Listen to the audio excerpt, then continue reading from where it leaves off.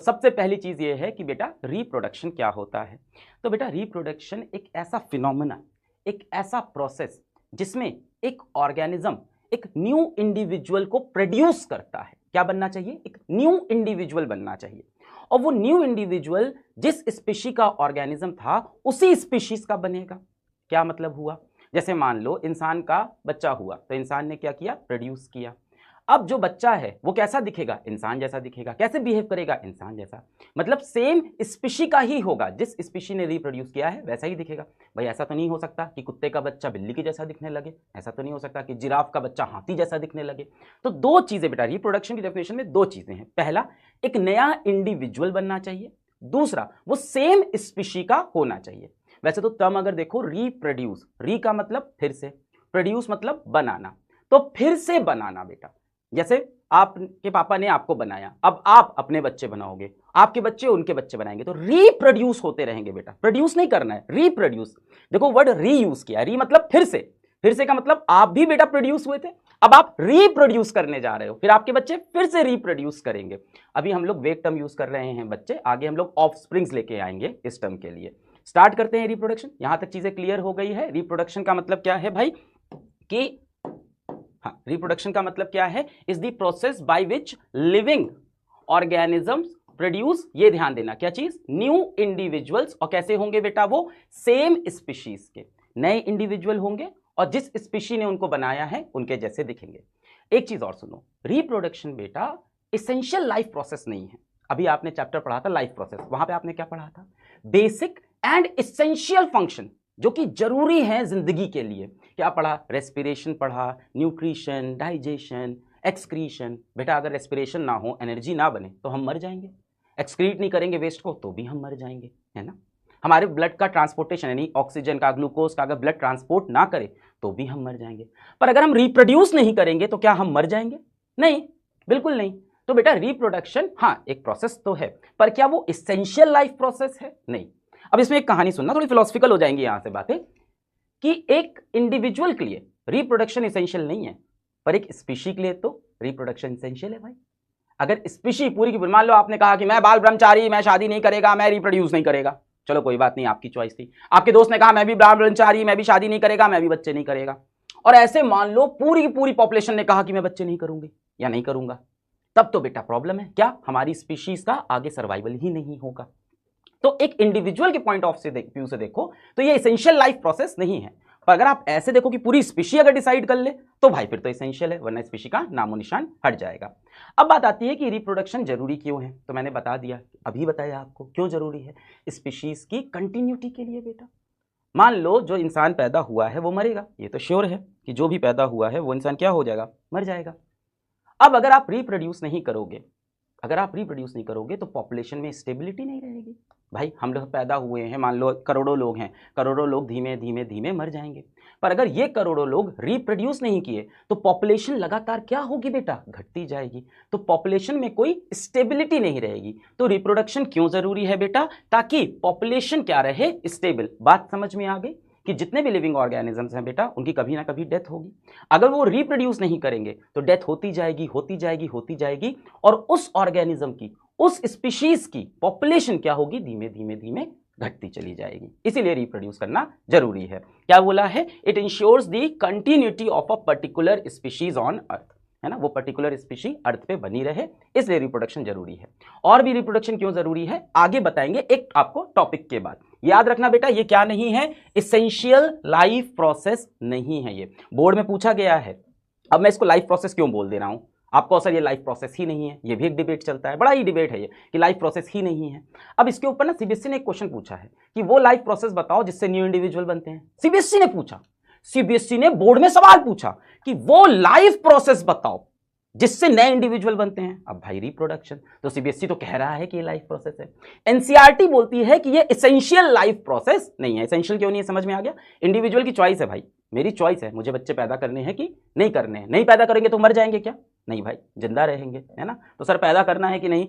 वही इंडिविजुअल की चॉइस है ना। पूरे स्पीशीज की तरफ से तो करना पड़ेगा भाई, वरना स्पीशीज पूरी तरह से एक्सटिंक्ट हो जाएगी। बोलो यहां तक एकदम चमक गया है, खेल समझ में आ गया है? अलंकृति जी आपको समझ में आ गया यहां तक खेल? बहुत बढ़िया, अलंकृति जी को भी समझ में आ गया।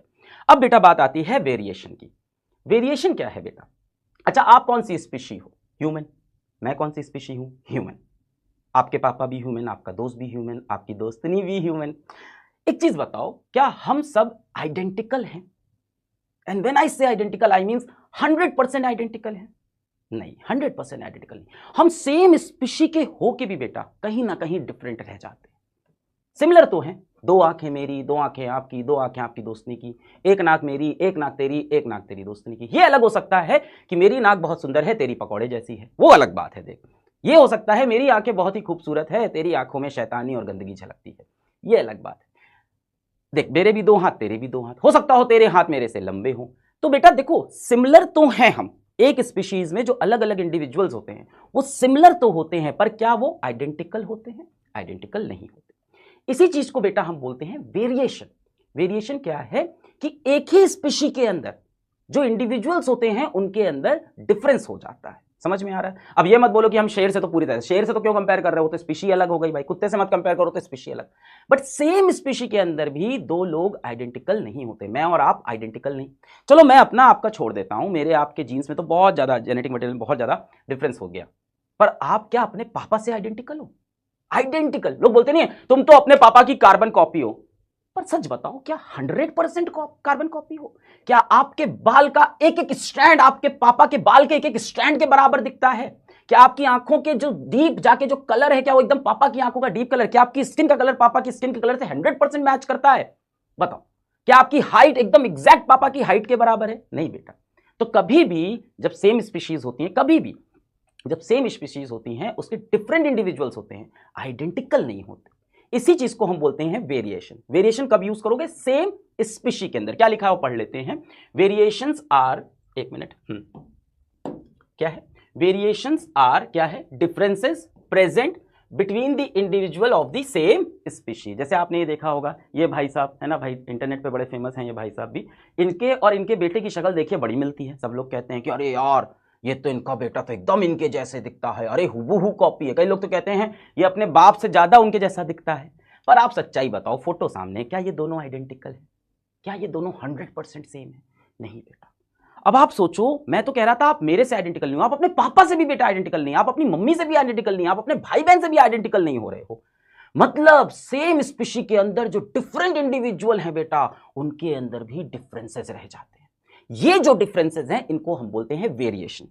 अब सवाल आता है, सर वेरिएशन होना तो गंदी बात है, अच्छा होता मैं पापा जैसा आइडेंटिकल होता, मेरा बच्चा मेरे जैसा आइडेंटिकल होता, हम पूरी रियासत का नाम रख देते, है ना, पापा का नाम हमारे राजकुमार जी, हम राजकुमार 2, राजकुमार 3, राजकुमार 4, अंग्रेजी किताब में पढ़ा होगा, है ना, हेनरी किंग 4, हेनरी, ऐसे रख देते सर, बड़ा अच्छा रहता कि वेरिएशन ना होता। एकदम गलत बेटा, वेरिएशन बहुत एसेंशियल है, बहुत जरूरी। क्या पापा की पिटाई आइडेंटिकल होती है। आप भी पिट जाओगे थोड़ी देर में, है ना, पढ़ाई कर लीजिए आप। हाँ, अलंकृति मैडम को देखिए। हाँ, तो बेटा वेरिएशन बहुत एसेंशियल है। क्यों एसेंशियल है वेरिएशन, ये मैं आपको समझाता हूं। और पहले समझते हैं कि वेरिएशन हो क्यों गया। क्योंकि बने तो हम पापा की सेल से ही हैं, तो हमारी सेल्स तो पापा की सेल जैसी होनी चाहिए, हमारा डीएनए तो पापा के डीएनए जैसा होना चाहिए। तो क्यों डिफरेंट होते हैं बेटा? हम सब किस चीज से बने हैं? सेल से बने हैं। सेल के अंदर क्या होता है? न्यूक्लियस होता है। न्यूक्लियस के अंदर बेटा क्या होता है? क्रोमोसोम्स होता है। ये पता होगा आपको, एक सेल के अंदर कितने पेयर क्रोमोसोम? 23 pair chromosome. ये सब बेसिक चीजें मेरे ख्याल से आप जानते हो। तो बेटा हम सब सेल से बने हैं। सेल के अंदर न्यूक्लियस, न्यूक्लियस के अंदर क्रोमोसोम। अब क्रोमोसोम जो होता है बेटा, वो एकदम ठूस ठूस के, एकदम कॉम्पैक्ट तरह से एक जेनेटिक मटेरियल से ठुसा होता है। उस जेनेटिक मटेरियल को हम क्या कहते हैं? आप सबने सुना होगा, डीएनए, है ना, डीऑक्सी राइबो न्यूक्लिक एसिड। यही डीएनए है बेटा जो हमारे अंदर की जेनेटिक इंफॉर्मेशन कैरी कर रहा है।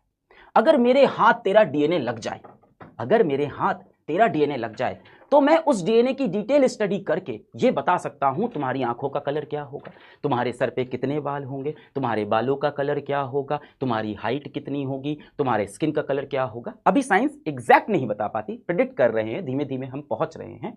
पर डीएनए ही बेटा वो जेनेटिक कोड है आपका, वो जेनेटिक मटेरियल है आपका, जिससे आपकी पूरी आइडेंटिटी, आपके पूरे कैरेक्टरिस्टिक डिफाइन होते हैं। हाँ, कुछ चीजें बेटा आपके पालन पोषण पे, आपके एनवायरमेंट पे, आपके अगल बगल आपके दोस्तों पे, उस पर भी डिपेंड करती है, पर जो आपके बेसिक कैरेक्टरिस्टिक हैं वो जेनेटिक इंफॉर्मेशन में कोडेड हैं।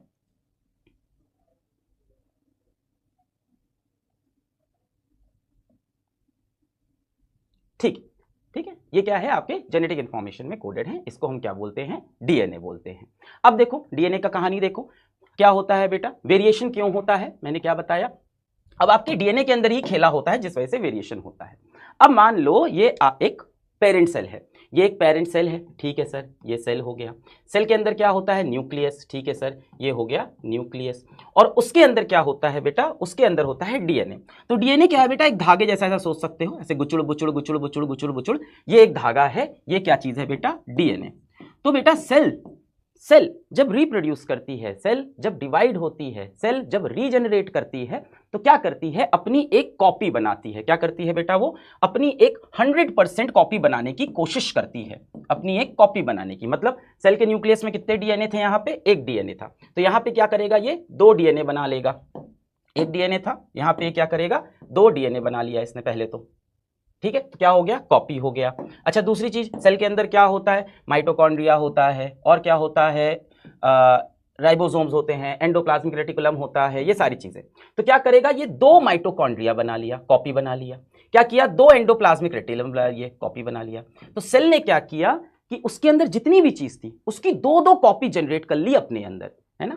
इसके अंदर क्या था, आपने देखा एक धागा था डीएनए का, तो उसकी कॉपी करके 2 धागा, एक माइटोकॉन्ड्रिया था, 2 माइटोकॉन्ड्रिया, एक आप समझ लो राइबोसोम्स था, 2 राइबोसोम्स, 100% कॉपी करने की कोशिश कर रहा है।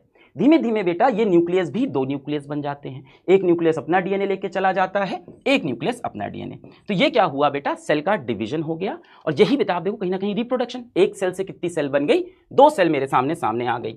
अब क्या होगा बेटा, एक सेल के न्यूक्लियस में ये डीएनए रहा, है ना, और दूसरी सेल के न्यूक्लियस में ये डीएनए रहा, ठीक।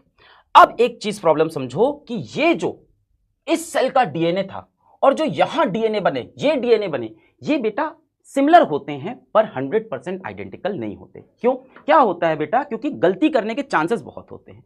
कहीं ना कहीं ये जो कॉपिंग चल रही है, क्या चल रही है, डीएनए की जो कॉपी चल रही है, इस कॉपी होने में कहीं ना कहीं मिस्टेक्स हो जाती हैं, एरर हो जाती हैं। भाई एरर तो होंगी ही, है ना, कोई भी चीज होगी उसमें कहीं ना कहीं तो एरर रह ही जाएगी।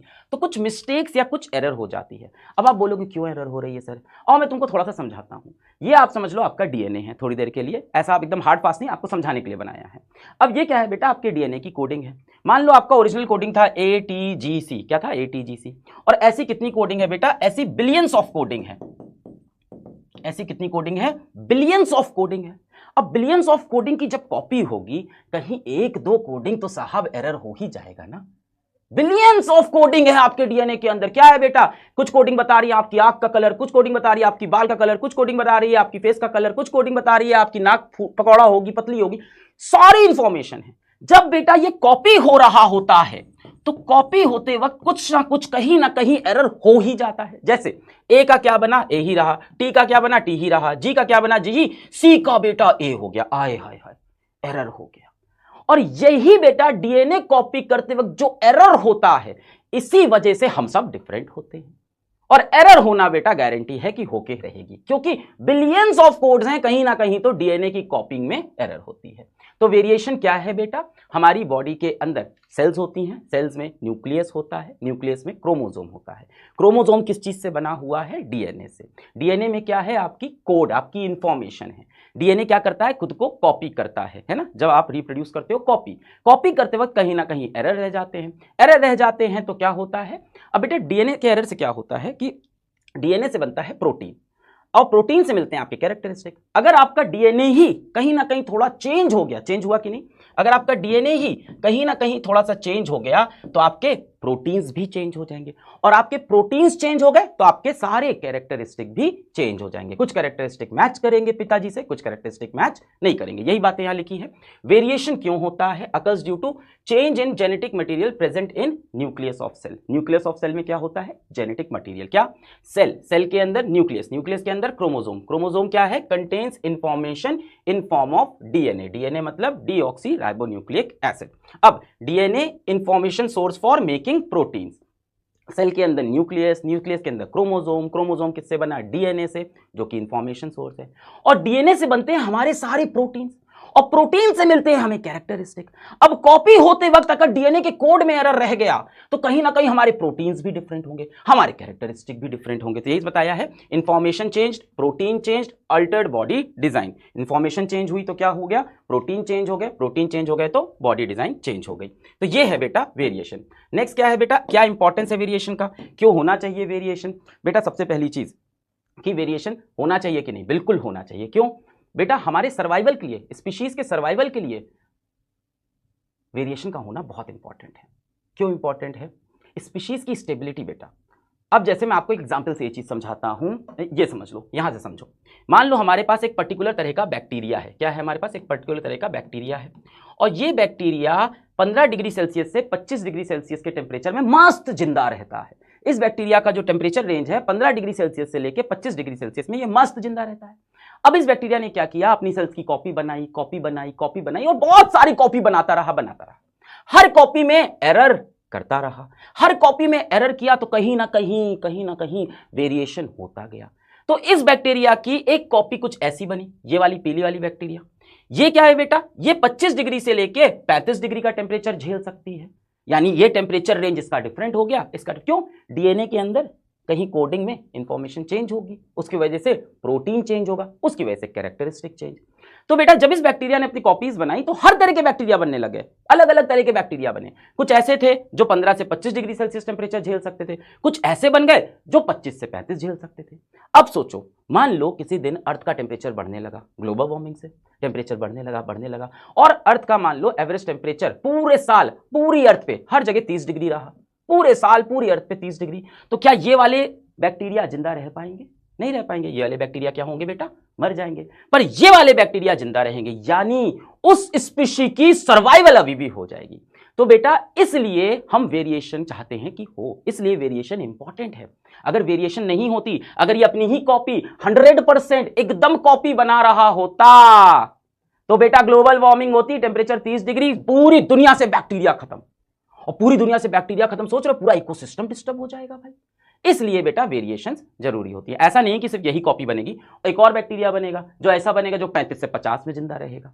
तो इसलिए बेटा वेरिएशन इंपॉर्टेंट होता है। पहला point, variation helps organism to adopt to changing environment. Environment change हुआ, ग्लोबल वार्मिंग हुई, तो देखो उसकी एक स्पीशी बच गई, है ना। That is provides stability to a species. एक स्पीशी को क्या दे दिया? स्टेबिलिटी की। एनवायरमेंट भले ही चेंज होता रहे पर स्पीशी का नामो निशान नहीं मिटना चाहिए। हाँ, कुछ इंडिविजुअल्स मर जाएंगे, पर बेटा आप देखो ना, ये पूरी प्रकृति एक एक इंडिविजुअल के लिए नहीं बनी है, स्पीशीज के लिए बनी है। तो हो सकता है कुछ इंडिविजुअल जिनका ये टेम्परेचर रेंज था वो मर जाएंगे, वो नहीं बचेंगे, बट उनकी स्पीशी अभी भी जिंदा रहेगी, उनका जेनेटिक मटेरियल आज भी जिंदा है, वो आज भी प्रेजेंट है। तो पहली चीज क्या देता है बेटा? ये हमें provides stability to a species. Next क्या है बेटा? Helps in evolution of a species. अब इवोल्यूशन क्या होता है हम सबको पता है, कहीं ना कहीं थ्योरी तो यही कहती है कि हम एप से बने हैं। तो क्या हुआ होगा बेटा? एप्स ने अपने बच्चे पैदा किए होंगे, क्या हो गया होगा? थोड़ा सा वेरिएशन, है ना। थोड़े से एप्स के कैरेक्टरिस्टिक कम हुए, फिर उसने अपने बच्चे पैदा किए, फिर थोड़ा वेरिएशन, फिर उसने अपने बच्चे किए, थोड़ा वेरिएशन। वेरिएशन होते होते होते होते क्या हो गया? एप से क्या बन गए हम? फाइनली ह्यूमन बन गए। तो ये भी तो बेटा वेरिएशन है, बट लॉन्ग टर्म में हजारों हजारों साल में वेरिएशन होता जा रहा है। जीन्स जो है आपके डीएनए थोड़े थोड़े थोड़े थोड़े चेंज हो रहे और एप से फाइनली क्या बन गया? ह्यूमन बन गया। तो ये किसमें हेल्प करता है? इवोल्यूशन में। तो पहली चीज क्या थी? Provides stability to a species, और दूसरी चीज क्या है? इवोल्यूशन में हमें हेल्प करता है। पर इवोल्यूशन बेटा ऐसा नहीं है कि एक जनरेशन में हो जाएगा, टाइम लगेगा। वेरिएशन हुआ, फिर वेरिएशन हुआ, हर बार बेटा जब आप रिप्रोड्यूस मतलब फिर से प्रोड्यूस, हर बार जब रिप्रोड्यूस होगा हर बार वेरिएशन होगा। वेरिएशन होते होते होते इवोल्यूशन की जिम्मेदारी भी इन पे। तीसरी चीज ये है कि एक ही स्पीशीज के अंदर वैरायटी प्रोड्यूस हो जाती है। क्या है? Variation in DNA results in the varieties of species. जैसे आपने देखा होगा लाल गुलाब, काला गुलाब, पीला गुलाब, देखा है सफेद गुलाब, ये क्या है बेटा? स्पीशी क्या है? रोज है, बट इसके अलग अलग डिफरेंट फॉर्म है। ये कैसे बने होंगे? वेरिएशन से बने होंगे। डीएनए की कोडिंग में थोड़ा चेंज हुआ होगा, इस वजह से क्या हुआ कि इनके अलग अलग आपको डिफरेंट फॉर्म्स दिख गए। Variation in DNA results in the varieties of species and formation of new species as well.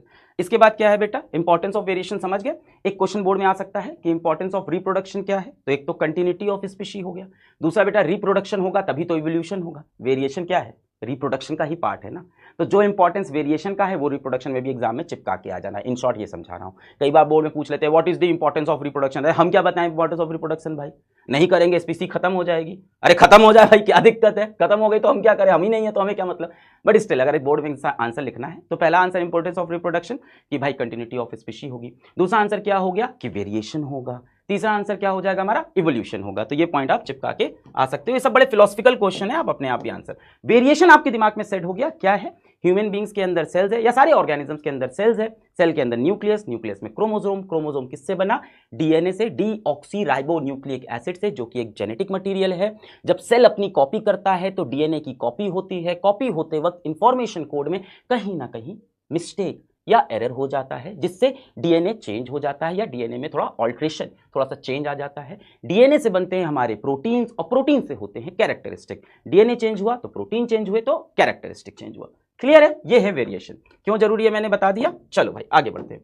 Next बेटा हमें क्या पढ़ने हैं, दो तरह के रिप्रोडक्शन पढ़ने हैं, आसेक्सुअल और सेक्सुअल। आसेक्सुअल बेटा ऐसा रिप्रोडक्शन डेफिनेटली जहां पे सेक्सुअल इंटरकोर्स इन्वॉल्व नहीं होगा, जहां पे कोई सेक्सुअल इंटरकोर्स ना हो। तो आसेक्सुअल के अंदर बेटा सिंगल पेरेंट से रिप्रोडक्शन होता है। अरे मास्टर ये क्या बात कर रहे हो, हाँ सिंगल पेरेंट इज इन्वॉल्व बेटा, एक ही पापा अकेले बेटा बच्चे पैदा कर डालेंगे, सिंगल पेरेंट इज इन्वॉल्व। और जबकि सेक्सुअल की बात करें तो दो पेरेंट लगेंगे बेटा, एक मेल लगेगा एक फीमेल लगेगा। ठीक, दूसरी चीज बेटा क्या है, आसेक्सुअल के अंदर कोई भी गेमेट फॉर्मेशन नहीं होता और सेक्सुअल के अंदर क्या होता है, गेमेट फॉर्मेशन होता है। अब गेमेट क्या होता है बेटा, हमारे अंदर अलग अलग तरह की सेल्स हैं। पिछले लेक्चर में आपने नर्व सेल्स देखी थी, न्यूरॉन सेल कैसी थी, मुंह था, पूंछ थी। ऐसी बेटा हमारी डिफरेंट तरह की सेल होती है जो स्पेसिफिक जगह पे ही मिलती है, जिसको हम बोलते हैं सेक्स सेल्स या रिप्रोडक्टिव सेल्स होती हैं। इन रिप्रोडक्टिव सेल्स को हम क्या बोलते हैं, गेमेट्स बोलते हैं। जैसे अगर हम ह्यूमन की बात करें तो मेल में क्या होती है, स्पर्म होती है, फीमेल में क्या होता है, एग होता है। ये क्या है, हमारी रिप्रोडक्टिव सेल्स हैं। रिप्रोडक्टिव सेल्स को हम क्या बोलते हैं बेटा, गेमेट्स बोलते हैं। तो सेक्सुअल रिप्रोडक्शन के अंदर गेमेट्स बनेंगे, असेक्सुअल के अंदर बेटा कोई गेमेट शेमेट कुछ नहीं बनता है। नेक्स्ट बेटा क्या है, नो फर्टिलाइजेशन, और सेक्सुअल के अंदर बेटा फर्टिलाइजेशन। अब फर्टिलाइजेशन क्या है, सब धीमे धीमे समझोगे, अभी तो डिफरेंस बता रहे हैं, सब धीमे धीमे अंदर चलेगा। अब बेटा आपको पता है कि आवाज कम आ रही है, हाँ, तो बेटा अब आपको बताना है कि क्या चीज बताई मैंने, हाँ फर्टिलाइजेशन। तो बेटा फर्टिलाइजेशन क्या है, जैसे मैंने भी आपको बताया गेमेट्स। गेमेट्स क्या है, रिप्रोडक्टिव सेल्स हैं। तो जब मेल की रिप्रोडक्टिव सेल फीमेल की रिप्रोडक्टिव सेल के साथ फ्यूज करती है तभी तो बेटा बच्चा पैदा होता है, तभी तो ऑफस्प्रिंग्स बनते हैं। तो जब male reproductive cell female reproductive cell के साथ जब स्पर्म और एग मिलता है तो बेटा जो एक नई सेल बनती है उसको हम क्या बोलते हैं, उसको हम लोग जायगोट बोलते हैं, और इस प्रोसेस को हम फर्टिलाइजेशन बोलते हैं। जो एक नई सेल बनती है उसको हम जायगोट बोलते हैं। और ये जो मेल रिप्रोडक्टिव सेल यानी स्पर्म्स और फीमेल रिप्रोडक्टिव सेल यानी एग, इनके मिलन को बेटा क्या बोलते हैं, फर्टिलाइजेशन। अब मुझे बताओ क्या असेक्सुअल में कोई फर्टिलाइजेशन होगा, बिल्कुल नहीं होगा बेटा। क्यों, क्योंकि यहाँ पे रिप्रोडक्टिव सेल्स ही नहीं है ना, यहाँ पे कोई गेमेट्स ही नहीं है। गेमेट्स मतलब रिप्रोडक्टिव सेल, इनके पास गेमेट्स ही नहीं है। जब गेमेट्स ही नहीं है तो फर्टिलाइजेशन भी नहीं होगा। अगली चीज बेटा क्या, असेक्सुअल में जो ऑफस्प्रिंग्स बनती हैं वो जेनेटिकली सिमिलर होती हैं, जबकि सेक्सुअल के अंदर ऑफस्प्रिंग्स मतलब बच्चे, अब हम यहाँ पे बायोलॉजी का टर्म यूज कर रहे हैं ऑफस्प्रिंग्स। तो बेटा क्या है, जब सेक्सुअल के अंदर ऑफस्प्रिंग बनती हैं वो क्या होती है, जेनेटिकली डिसिमिलर होती हैं, जेनेटिकली डिसिमिलर होती हैं। और असेक्सुअल में बात करें तो जेनेटिकली क्या होती हैं बेटा, सिमिलर होती हैं, क्योंकि सिंगल पेरेंट से बनती हैं तो यहाँ पे क्या हो जाती है, सिमिलर। अब बेटा हमें बहुत अलग अलग तरह के असेक्सुअल रिप्रोडक्शन पढ़ने हैं, और हमें दो तरह के सेक्सुअल रिप्रोडक्शन। सेक्सुअल हम लोग कहाँ पढ़ेंगे, एक तो फ्लावरिंग प्लांट्स में पढ़ेंगे और दूसरा कहाँ पढ़ेंगे, ह्यूमन बींग्स में पढ़ेंगे। क्या डिफरेंस है, पहली चीज असेक्सुअल के अंदर सिंगल पेरेंट, सेक्सुअल के अंदर दो पेरेंट, एक मेल एक फीमेल। असेक्सुअल के अंदर कोई गेमेट नहीं, यानी कोई रिप्रोडक्टिव सेल्स नहीं, कोई male reproductive cells female reproductive cells नहीं। सेक्सुअल के अंदर गेमेट्स होते हैं, गेमेट्स मतलब रिप्रोडक्टिव सेल्स, यानी मेल में स्पर्म हो गया, फीमेल में एग हो गया। तीसरी चीज असेक्सुअल के अंदर कोई फर्टिलाइजेशन नहीं, और सेक्सुअल के अंदर फर्टिलाइजेशन मतलब स्पर्म सेल का एग सेल से मिलना, यानी मेल गैमेट का फीमेल गैमेट से मिलना, किसमें होगा, सेक्सुअल के अंदर। चौथी चीज असेक्सुअल के अंदर जो ऑफस्प्रिंग्स, बच्चे नहीं बोल सकते यहाँ पे, वमीमा के बच्चे थोड़ी होते हैं, जो ऑफस्प्रिंग होते होंगे, मुझे इमोशन नहीं पता, ऑफस्प्रिंग्स बनते हैं वो कैसे होते हैं बेटा, जेनेटिकली सिमिलर होते हैं, सिंगल पेरेंट से बनते हैं, और यहाँ पे जेनेटिकली डिसिमिलर होते हैं। चलिए अब हम लोग सबसे पहले पढ़ने जा रहे हैं असेक्सुअल रिप्रोडक्शन। आइए स्टार्ट करते हैं। सबसे पहला असेक्सुअल रिप्रोडक्शन जो आपको पढ़ना है, सबसे पहला मेथड, बिना सेक्सुअल इंटरकोर्स के रिप्रोड्यूस करने का मेथड सबसे पहला क्या है? फिजन है बेटा। फिजन क्या होता है बेटा कि कोई एक चीज टूट के दो या दो से ज्यादा चीज में कन्वर्ट हो जाए, उसे हम फिजन बोलते हैं। अब ऑर्गेनिज्म में क्या होता है बेटा कि एक सेल से डिवाइड होके दो सेल या दो से ज्यादा सेल बन जाती है, इसे हम बोलते हैं फिजन का प्रोसेस। ठीक है, फिजन बेटा कौन से ऑर्गेनिज्म करते हैं? याद रखना, यूनिसेलुलर ऑर्गेनिज्म फिजन करेंगे। एक ही सेल होती है, एक सेल है तो बेटा क्या करें? सेक्सुअल इंटरकोर्स उसका तो ऑप्शन ही नहीं है, एक ही सेल है बेटा, सिंगल पेरेंट है बेटा। तो ये क्या करता है? यह एक सेल को डिवाइड करके दो सेल या तीन सेल या मल्टीपल सेल्स बना लेता है। तो बेटा most of the bacterias and protozoa, याद रखना, most of the bacterias and protozoa क्या करते हैं? फिजन करते हैं। तो यहां पे लिखा है occurs in many bacteria and protozoa. किसमें होता है? बैक्टीरिया और प्रोटोजोआ। कौन करता है? यूनिसेलुलर ऑर्गेनिज्म करते हैं। क्या होता है? सेल का डिवीजन। सबसे पहले हमें पढ़ना है अमीबा का। तो अमीबा आप सबको पता है यूनिसेलुलर ऑर्गेनिज्म है, सबको पता है अमीबा क्या है? Unicellular organism. अमीबा बेटा बाइनरी फिजन करता है, मतलब बाइनरी मतलब दो सेल्स में डिवाइड हो जाता है। तो अमीबा क्या करता है? एक तो यूनिसेलुलर ऑर्गेनिज्म है, बाइनरी फिजन इन अमीबा। क्या होता है? एक सेल टूट के, देखो क्या हो रहा है, पहले कॉपी हुआ, जैसे बताया था डीएनए की कॉपी, अंदर देखो दो न्यूक्लियस बन गए, डीएनए भी कॉपी हो गया होगा, बाकी जितने भी सेल अपैरेटस है, सेल ऑर्गेनल हैं, सब कॉपी होते जा रहे हैं। दो माइटोकॉन्ड्रिया, दो राइबोसोम, सब कुछ दो बने बने बने सेपरेट हुए, अब क्या बन गए? एक पेरेंट सेल से दो डॉटर न्यूक्लियस बन गए। डॉटर क्यों बोलते हैं पता नहीं, है ना बेटा, लड़कियां ज्यादा प्यारी हैं और होनी भी चाहिए भाई, है ना लड़के बुरा मान गए। तो बेटा पेरेंट सेल से दो डॉटर सेल बन जाती है। कैसा फिजन करता है ये? बाइनरी फिजन, मतलब एक सेल से दो बनेंगी। ठीक है, splitting of cells can take place in any plane. ये बहुत इंपॉर्टेंट है कि अमीबा के अंदर बेटा जो फिजन होता है वो किसी भी प्लेन में हो सकता है। कोई फिक्स प्लेन नहीं है कि कहां से ये टूटेगा, कहां से फिजन होगा, कहां से डिवाइड होगा, कुछ फिक्स नहीं है बेटा। ये ऐसे भी डिवाइड हो सकता है, ये ऐसे भी, अरे यार ये क्या होगा, ये ऐसे भी डिवाइड हो सकता है, ऐसे भी डिवाइड हो सकता है, ऐसे भी डिवाइड हो सकता है, ऐसे भी। तो ये किसी भी प्लेन से फिजन कर सकता है। याद रखना, ये अमीबा का डिफरेंस होगा लीशमानिया से। तो क्या कर सकता है? Splitting of cells can take place in any plane. Parent cell divides into two daughter cell, binary fission in amoeba. Next बेटा क्या है फिजन का एग्जाम्पल? नेक्स्ट है हमारा लीशमानिया। लीशमानिया क्या है बेटा? लीशमानिया एक प्रोटोजोआ है, अमीबा भी प्रोटोजोआ है, सारे प्रोटोजोआ के एग्जाम्पल पढ़ेंगे। लीशमानिया एक यूनिसेलुलर ऑर्गेनिज्म है, ये भी यूनिसेलुलर है। अब लीशमानिया के अंदर क्या होता है बेटा? एक विप लाइक स्ट्रक्चर होता है। विप समझते हो? हंटर, हंटर जैसा इसके पास एक स्ट्रक्चर होता है। ये देखो इसकी मूंछ निकली हुई दिख रही होगी थोड़ी सी, ये बेटा विप लाइक स्ट्रक्चर है। अब इसमें बेटा एक चीज है, ये किसी भी प्लेन से डिवाइड नहीं हो सकता, ये एक फिक्स्ड प्लेन से डिवाइड होगा। अमीबा आपने देखा किसी भी प्लेन से डिवाइड कर दो, ऐसे काट दो, ऐसे काट दो, ऐसे। पर लीशमानिया बेटा ऐसे नहीं, लीशमानिया सिर्फ और सिर्फ लॉन्गिट्यूडनल प्लेन से फिजन करता है। मतलब देखो यहां एक मूंछ बनी थी, इधर भी मूंछ बनने लग गई, यहां मूंछ बनी थी, इधर मूंछ लंबी हो रही है। एक न्यूक्लियस से देखो दो न्यूक्लियस बनने लगे, फिर ये मूंछ और लंबी हो रही है, फिर देखो ये लॉन्गिट्यूडनली ऐसे ऐसे ये टूट के दो अलग अलग सेल्स बना लेगा। ये भी कौन सा फिजन कर रहा? बाइनरी फिजन कर रहा है। Binary fission occurs in fixed plane in relation to whip like structure, longitudinal fission. Longitudinal, amoeba किसी भी प्लेन में काट दो, बट बेटा लीशमानिया क्या है? एक फिक्स प्लेन से कट के दो अलग अलग सेल बनाएगा। लीशमानिया बेटा एक तरह की डिजीज भी करता है जिसको हम बोलते हैं काला आजार। काला आजार मतलब ब्लैक फीवर, ये जनरली बिहार में ज्यादा होता है। काला आजार में क्या होता है कि आपको फीवर आएगा, आपकी स्किन डिसकलर हो जाएगी, आपको ब्लड की कमी हो जाएगी। तो ये काला आजार में, एनसीईआरटी इस बारे में बात नहीं करती, बस इतना याद रखना कि लीशमानिया से काला आजार होता है। तो अगर लीशमानिया और अमीबा में डिफरेंस आए तो एक ही डिफरेंस दिख रहा है। देखो दोनों फिजन करते हैं, दोनों बाइनरी फिजन करते हैं, दोनों के एक पेरेंट न्यूक्लियाई से दो डॉटर न्यूक्लियाई बनती है, यहां तक तो सेम है, दोनों यूनिसेलुलर भी हैं। एक ही डिफरेंस है क्या? अमीबा किसी भी प्लेन से डिवाइड हो सकता है, बट लीशमानिया एक लॉन्गिट्यूडनल प्लेन से ही डिवाइड होगा। नेक्स्ट है बेटा हमारे पास प्लाज्मोडियम। प्लाज्मोडियम भी बेटा एक तरह का पैराजोआ है, ये भी क्या है? Unicellular organism.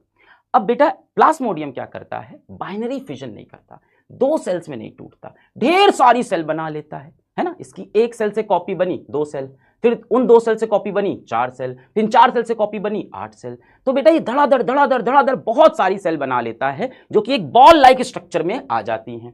तो ये दो में ना टूट के मल्टीपल फिजन करता है। ये दोनों क्या कर रहे थे? बाइनरी, ये क्या करता है? मल्टीपल फिजन करता है। अब बेटा जब ये बॉल लाइक स्ट्रक्चर फटेगा तो ढेर सारी सेल्स यहां से बाहर आ जाएंगी। एक चीज और याद रखनी है आपको प्लाज्मोडियम के केस में कि ये मलेरियल पैरासाइट है ना, मलेरिया कॉज करने वाला पैरासाइट है। तो क्या है, डिवाइड्स बाय मल्टीपल फिजन, और क्या है ये मलेरियल पैरासाइट है, मल्टीपल फिजन इन प्लाज्मोडियम। तो इन दोनों में बाइनरी फिजन और इसके अंदर क्या हो रहा है, मल्टीपल फिजन प्लाज्मोडियम में। नेक्स्ट बेटा, तो ये फिजन का तरीका हो गया, ये सब बेसिक है, जल्दी जल्दी इसको करते हैं, समझेंगे सेक्सुअल रिप्रोडक्शन। अब बेटा नेक्स्ट तरीका हो गया फ्रैगमेंटेशन। फ्रैगमेंटेशन क्या होता है बेटा, जब एक ऑर्गेनिज्म मैच्योर हो जाता है और सेक्सुअली रिप्रोड्यूस नहीं करना चाहता या नहीं कर सकता, दोनों ही कंडीशन में एक ऑर्गेनिज्म जब मैच्योर हो जाता है तो खुद को अपने आप 2-3 जगह से तोड़ लेता है, और जो उसके टूटे छोटे छोटे पीसेस होते हैं वो एक नए इंडिविजुअल्स बन जाते हैं। फ्रैगमेंटेशन मतलब टूटना। तो जब एक ऑर्गेनिज्म मैच्योर हो जाता है तो खुद को क्या करता है, छोटे छोटे पीस में तोड़ लेता है, और हर एक पीस क्या बन जाता है, एक नया इंडिविजुअल बन जाता है। इसके अंदर एग्जाम्पल क्या है बेटा, इसके अंदर एग्जाम्पल है स्पाइरोगायरा। काई देखी होगी आपने, ये देखिए काई जैसा ही लग रहा है, स्पाइरोगायरा ये क्या है, काई। तो आपने देखा होगा ये काई है, इसने क्या किया बेटा, ये मल्टी सेलुलर है ना। देखो बेटा, जो चीज ऐसे दिख जाए ना, ऐसे जो चीज दिखाई पड़ रही हो इस तरह से, वो क्या हो जाती है, मल्टी सेलुलर। तो ये मल्टी सेलुलर है बेटा, तो ये फिजन नहीं करता है, क्या करता है, खुद को ऐसे ऐसे तोड़ दिया, 3 फ्रैगमेंट में तोड़ दिया, अपने आप तोड़ता है, कोई आके नहीं तोड़ता, खुद से। जब इसके अंदर मैच्योरिटी आ जाती है, जब इसको रिप्रोड्यूस करने का मन होता है तो खुद को ये 3 पीसेस में, 2 पीसेस में तोड़ देता है, और हर एक पीस बेटा ग्रो करके एक नया इंडिविजुअल बन जाता है। क्या है ये, स्पाइरोगायरा, नाम याद रखना। तो ये कैसा है, मल्टी सेलुलर ऑर्गेनिज्म है, breaks into smaller pieces upon maturation, these pieces या fragments grow into new individuals. ये जो पीसेस हैं वो नए इंडिविजुअल्स बन जाते हैं। तो एक आपने फिजन पढ़ लिया, एक फ्रैगमेंटेशन में एक ऑर्गेनिज्म मैच्योर होने के बाद खुद को पीसेस में तोड़ लेता है, और वो पीसेस क्या बन जाते हैं, न्यू इंडिविजुअल। एग्जाम्पल क्या है, स्पाइरोगायरा। आगे बढ़ते हैं बेटा, 2 आपने पढ़ लिए, फिजन और फ्रैगमेंटेशन। नेक्स्ट बेटा जो चीज है वो है रीजनरेशन। रीजनरेशन क्या है बेटा, आपने देखा होगा छिपकली की अगर पूंछ कट जाती है तो वापस से ग्रो कर जाती है, मतलब उसके पास कुछ स्पेशल तरह की सेल्स हैं जो रीजनरेट कर सकती हैं, फिर से बन सकती हैं। तो बेटा कुछ ऑर्गेनिज्म, अब ये देखो ये ऐसा चाहते नहीं है, कुछ ऑर्गेनिज्म, हमने एग्जाम्पल किसका लिया है, प्लेनेरिया का यहाँ पे एग्जाम्पल लेते हैं। प्लेनेरिया क्या होता है बेटा, एक फ्लैट वॉर्म होता है, चपटा वॉर्म प्लेनेरिया। तो प्लेनेरिया को कई लोग ऐसा करते हैं कि बीच से ऐसे काट दिया, अरे काट दिया सर मर जाएगा, अरे सर क्या होगा, कुछ नहीं होगा बेटा। आप उसको काटोगे, उसका एक एक पार्ट ग्रो करके वापस रीजनरेट करके एक नया इंडिविजुअल, एक नया ऑर्गेनिज्म बन जाता है। इसको हम बोलते हैं रीजनरेशन। कौन करता है, एक स्पेशल तरह की सेल्स जिनके पास हो। जैसे हमने एग्जांपल किसका लिया है, if the individual is cut और broken up into many pieces, काट दे भाई इसको छोटा छोटा छोटा छोटा, इसके तिकड़े तिकड़े तिकड़े तिकड़े कर दिया, मर गया, नहीं मरा, हर एक टुकड़ा एक नया ऑर्गेनिज्म बन के सामने आ जाता है ना। Many pieces, many of these pieces grow into separate individuals. Example क्या है, प्लेनेरिया एंड हाइड्रा। देखो अब हाइड्रा का जो एग्जाम्पल है उसको हम लोग बडिंग में पढ़ेंगे, क्योंकि बोर्ड के अंदर वो बडिंग में पूछता है। यहाँ पे क्या है, प्लेनेरिया, ये है प्लेनेरिया बेटा, ये क्या होता है, एक फ्लैट वॉर्म, चपटा वॉर्म होता है। अब देख इसकी आंख वगैरह भी दिख रही है, आंख जैसा। क्या किया हमने, इसको चाकू से लेके काट दिया। बेटा चाकू से काट रहे हो तो मल्टी सेलुलर होगा ना, दिखाई पड़ रहा होगा, सिंगल सेल के, हाँ। चाकू से लेके हमने प्लेनेरिया को काट दिया, काटा, इसके 3 टुकड़े हो गए। पर बेटा इसके पास जैसे छिपकली की पूंछ पे ताकत होती है ना, वैसी ताकत है, ये रीजनरेट करके नए इंडिविजुअल्स या नए ऑर्गेनिज्म बना लेता है। पर एक चीज बताओ, क्या ये ऐसे रिप्रोड्यूस करना चाहता होगा? क्या किसी का मन होगा कि आके कोई हमें चाकू से काटे तो हम रिप्रोड्यूस करें? नहीं बेटा। तो ऑल्दो ये रिप्रोड्यूस कर रहा है, इसलिए रीजनरेशन को मैंने रिप्रोडक्शन में डाल दिया। पर कई बार बोर्ड में पूछ लेता है कि regeneration is not equal to reproduction. ये उसकी विल से थोड़ी हो रहा है, खुद थोड़ी कह रहा है भाई हमको चाकू से काटने, जबरदस्ती किया गया है। तो बेटा प्लेनेरिया के पास और भी तरीके हो सकते हैं, हो, या वो ऑर्गेनिज्म जो रीजनरेशन करते हैं उनके पास हो सकता है और भी तरीके हो। एनसीईआरटी में लिखा नहीं है, फिर भी मैं बता देता हूं, प्लेनेरिया सेक्सुअल रिप्रोडक्शन भी करता है, तो उसका रिप्रोड्यूस करने का तरीका वो होना चाहिए। ये तो उसकी मनमर्जी के खिलाफ हुआ है। हाँ, क्योंकि नया इंडिविजुअल बन गया और क्योंकि सेम स्पीशी का बन गया, तो इसलिए हम रिप्रोडक्शन बोल देते हैं। रिप्रोडक्शन की डेफिनेशन ये है कि नया इंडिविजुअल बन जाए सेम स्पीशी का। ये थोड़ी बोला उसके मन से हो कि बेमन से हो, तो इसलिए इसको हम रिप्रोडक्शन के अंदर डाल देते हैं regeneration, carried out by specialised cell. बेटा ये डायग्राम आप याद रखिएगा, कई बार बोर्ड में बनाने को पूछ लेता है कि प्लेनेरिया का आप रीजनरेशन दिखाइए। रीजनरेशन मतलब सेल्स का लगातार बनते जाना, स्पेशल तरह की सेल्स होती हैं, कुछ ऑर्गेनिज्म को काट दो तो उनके छोटे छोटे पीसेस ग्रो हो जाते हैं।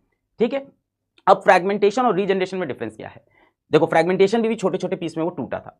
फ्रैगमेंटेशन में ऑर्गेनिज्म खुद मैच्योर होके अपनी मर्जी से टूटा था रिप्रोड्यूस करने के लिए, पर बेटा रीजनरेशन में किसी एक्सटर्नल फोर्स ने उसको काट दिया है। तो ये डिफरेंस पूछ सकता है कि फ्रैगमेंटेशन और रीजनरेशन में डिफरेंस बताइए। दोनों में छोटे छोटे पीस में टूट रहा है। फ्रैगमेंटेशन में ऑर्गेनिज्म मैच्योर होकर खुद डिसीजन लेता है कि मैं टूटूंगा। रीजनरेशन में बेटा कोई एक्सटर्नल फोर्स आके, कोई बाहर से स्टिमुले आके उसको काटती है। तो ये रिप्रोडक्शन इसकी मन मर्जी से नहीं हुआ है। दूसरा तरीका बेटा, नेक्स्ट चीज क्या है, बडिंग है। अब देखो ध्यान रखना, रीजनरेशन के अंदर बडिंग का एग्जाम्पल भी देता है, रीजनरेशन के हाइड्रा का एग्जाम्पल भी देता है। रीजनरेशन के अंदर प्लानेरिया भी बताता है और हाइड्रा भी बताता है, पर हाइड्रा को हम पढ़ते बडिंग के अंदर हैं। ठीक है, तो अब सर हाइड्रा का क्या मारेंगे? अगर दो ऑप्शन है दोनों मार सकते हो। अगर रीजनरेशन बडिंग है दोनों मार देना, पर अगर सिर्फ बडिंग दिख रहा है तो बडिंग मारना ज्यादा अप्रोप्रिएट बडिंग है, क्योंकि एनसीईआरटी इसका बडिंग वाला कहानी ज्यादा अच्छे समझाती है। अब हाइड्रा क्या होता है ना, हाइड्रा आप लोगों ने सुना होगा मार्वल वर्ल्ड के अंदर, है ना, हेल हाइड्रा वाला कहानी, वो नहीं। इसको बनाने के लिए भी आ चुका है एग्जाम में, ऐसा दिखता है। इसके देखो ये फुचड़े फुचड़े फुचड़े फुचड़े फुचड़े फुचड़े फुचड़े फुचड़े फुचड़े जो निकले हैं, इसको बोलते हैं टेंटिकल्स। क्या बोलते हैं? टेंटिकल्स बोलते हैं। अब हाइड्रा में क्या होती है बेटा, रीजनरेशन की पावर, यहां पढ़ा ना, रीजनरेशन की पावर हाइड्रा में भी है। तो हाइड्रा में किसी स्पेसिफिक साइट पे सेल का रीजनरेशन होने लगता है, मतलब रिपीटेड सेल डिवीजन शुरू हो जाता है। सेल डिवाइड करना स्टार्ट करती है और डिवाइड करती रहती है। अब सोचो मैं ऐसे खड़ा हूं, यहां पे मेरी सेल अचानक से लगातार रिपीटेड सेल डिवीजन करे और रीजनरेट होती जाए, तो यहां मेरे बेटा ऐसे एक गुम्मा सा निकल आएगा, एक आउटग्रोथ हो जाएगी, है ना। आपके सर पे मैं ऐसे कस के मार दूं, गुम्मा निकल आता है, हाँ वैसे ही। तो यहां मेरी अगर सेल लगातार डिवाइड होती जाए तो एक आउटग्रोथ, एक गुम्मा सा निकल आता है, उसको हम बोलते हैं बड। ठीक है, तो हाइड्रा क्या है? एक एक्वेटिक एनिमल है। Hydra uses regenerative cells for reproduction. Regenerative cells use करता है, जो कि एक स्पेसिफिक साइट पे, यहां पे क्या हुआ, सेल बेटा लगातार रीजनरेट, क्या हो गया, एक आउटग्रोथ, एक गुम्मा सा बन गया, जिसको हम बोलते हैं बड। धीमे धीमे क्या होता है बेटा, ये बड बड़ा होता जाता है और एक नया इंडिविजुअल बन जाता है। फिर समय के बाद बेटा, जब बेटा बड़ा हो जाता है तो क्या पापा से बोलता है, पापा मैं घर छोड़ के जा रहा हूं, तो ये बड बन जाता है। Repeated cell division at one specific site, इससे क्या होगा, आउट ग्रोथ होगी, बड डेवलप होगी, buds develop into tiny individuals detach from the parent body on maturation becomes new independent individual. क्या हुआ, डिटैच हो गई पेरेंट बॉडी से और क्या बन गई, एक न्यू इंडिविजुअल बन गई। तो ये बडिंग का प्रोसेस है, इसमें भी रीजनरेशन होता है। हाइड्रा का एग्जांपल याद रखना। एक और आपको दिया हुआ है यहाँ पे ईस्ट, यानी ईस्ट क्या होता है, एक फंगाई।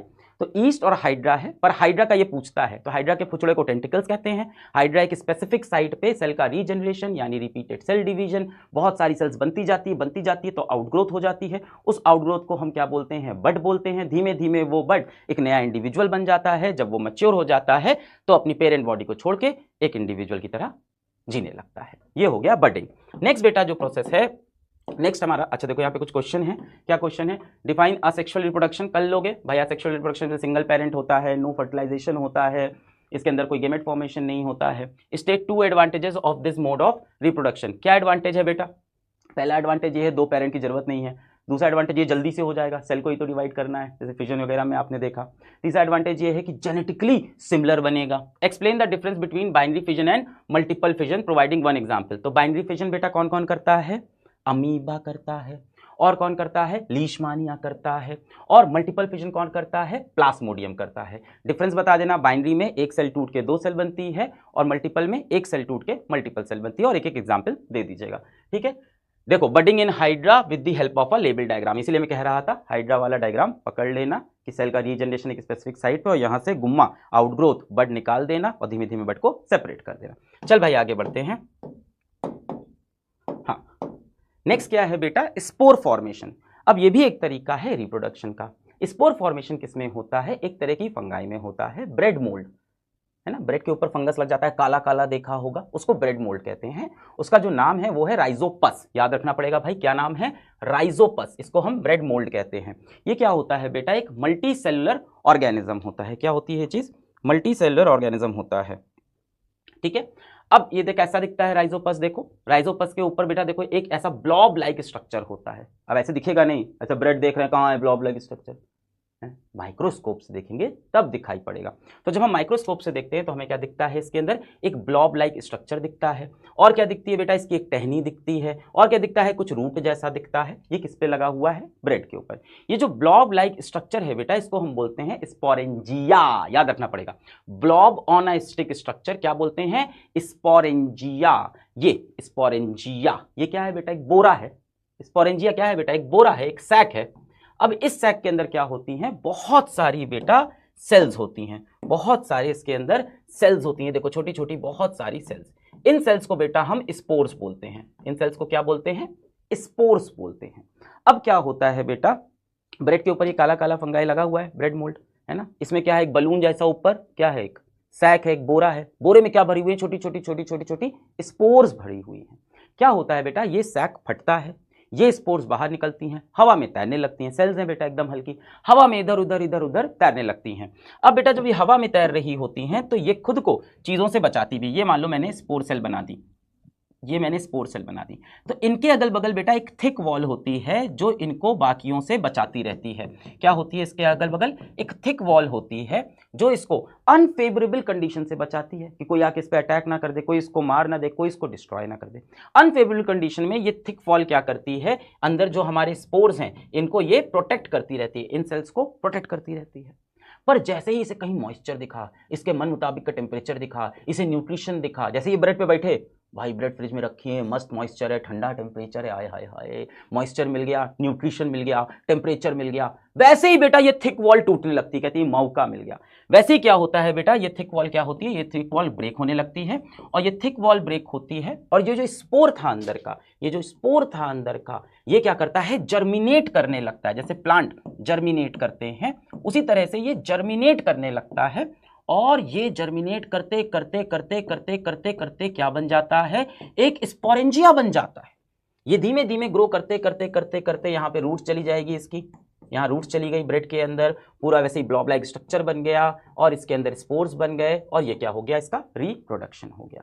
तो ये कौन सा तरीका है, स्पोर फॉर्मेशन। इसका डायग्राम पूछता है, स्पोर फॉर्मेशन किसमें होता है, ब्रेड मोल्ड में होता है। एक फंगस है ब्रेड में जो काला काला होता है, उसको जब हम माइक्रोस्कोप से देखते हैं तो हमें क्या दिखता है, ऊपर एक ब्लॉब लाइक स्ट्रक्चर, एक सैक जैसा स्ट्रक्चर दिखता है, जिसको क्या बोलते हैं, स्पोरेंजिया बोलते हैं। स्पोरेंजिया के अंदर क्या भरे हुए हैं, छोटे छोटे छोटे छोटे क्या हैं, स्पोर्स भरे हुए हैं। ये स्पोर्स क्या हैं, सेल्स हैं।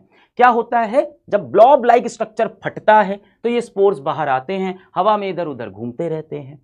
अब ये हवा में इधर उधर घूम रहे हैं तो इनके अगल बगल एक थिक प्रोटेक्शन लेयर है जो इसको बाकी चीजों से बचा रही है, अनफेवरेबल कंडीशन से बचा रही है। कहीं बहुत गर्मी हो गई तो बचा लेगी, पर जहां इनको फेवरेबल कंडीशन मिली, मॉइस्चर मिला, न्यूट्रिशन मिला, टेम्परेचर मिला, वहां ये क्या करती हैं, थिक वॉल हट जाती हैं, और ये स्पोर बेटा प्लांट की तरह जर्मिनेट करना स्टार्ट कर देता है। ऐसे जाके अपनी स्टिक निकालेगा, ऐसे अपनी रूट निकालेगा, धीमे धीमे ये क्या करता है, बहुत सारे स्पोर्स बना लेता है, एक ब्लॉब लाइक स्ट्रक्चर यानी स्पोरेंजिया बनाता है, और एक नया राइजोपस बन जाता है। राइजोपस मतलब क्या था, ब्रेड मोल्ड, एक नया राइजोपस बन गया। इसे हम बोलते हैं स्पोर फॉर्मेशन। एक बार पढ़ लो, कुछ नया लिखा है, spores developed into new individuals covered by thick walls that protects them in unfavourable condition, favourable conditions moist surface, spores begins to grow. Next बेटा जो तरीका है वो है वेजिटेटिव प्रोपोगेशन। अब वेजिटेटिव प्रोपोगेशन क्या है, देखो हमें क्या लगता है प्लांट्स कैसे रिप्रोड्यूस करते होंगे, या तो उसके अंदर सेक्सुअल इंटरकोर्स ऐसा कुछ चल रहा होगा जो कि फ्लावरिंग प्लांट्स में होता भी है। भाई फ्लावरिंग प्लांट्स में क्या होते हैं, male reproductive system, female reproductive system सब होता है। या तो बेटा क्या होता होगा कि सीड्स अंदर चली जाए, वही है उसके उसी से सीड्स बनेगी, और वो सीड्स आप जाके गाड़ दोगे और सीड को पानी दे दोगे, धूप दे दोगे, वही कहानी है, तो वहीं से सीड बनी है, और वो सीड से पौधा बन जाएगा। एक और तरीका बेटा आपने देखा होगा, जैसे गुलाब को काट के लगा देते हैं, गुलाब का नहीं देखा है, टहनी काट के गमले में डाल दिया, नया गुलाब का फूल बन गया बेटा। इस तरह की चीजें जब हम करते हैं तो इसे हम बोलते हैं वेजिटेटिव प्रोपोगेशन। जब एक नया पौधा प्लांट की रूट से, प्लांट की स्टेम से और प्लांट की लीव से बन जाए, तब हम बोलते हैं वेजिटेटिव प्रोपोगेशन हुआ है। जब एक नया पौधा, एक नया प्लांट किससे बन जाए, प्लांट की स्टेम से, स्टेम से, प्लांट की रूट से और प्लांट की लीफ से बन जाए, तब उसे हम क्या बोलते हैं, वेजिटेटिव प्रोपोगेशन। एग्जाम्पल जैसे मैंने आपको रोज का दे दिया कि भाई रोज की टहनी काटी और गमले में गाड़ दी, पूरा नया रोज बन गया। कभी आपने देखा है कि रोज की आप सीड लेके आए हो, कभी सुना है रोज की सीड हम लोग गाड़ते नहीं, क्या होता है, रोज की कलम, गुलाब की कलम काट देते हैं, निकल आता है। अच्छा, इसका एक और एग्जाम्पल, घर में आप पोटैटो देखो, पोटैटो क्या होती है बेटा, स्टेम होती है। पोटैटो फ्रूट थोड़ी है, पोटैटो क्या है, एक स्टेम है बेटा, अंडरग्राउंड स्टेम। घर में जो बेटा आप आलू देखते हो, आप देखते हो आलू के साइड साइड में कहीं कहीं व्हाइट व्हाइट ऐसे पुचड़ा निकला होता है, ये देखा है इस तरह का कि आलू के साइड साइड में क्या होता है, ऐसा व्हाइट व्हाइट व्हाइट व्हाइट पुचड़ा पुचड़ा पुचड़ा सा निकल आता है। तो बेटा ये पुचड़ा पुचड़ा को, इसको हम लोग क्या बोलते हैं, आइस बोल देते हैं।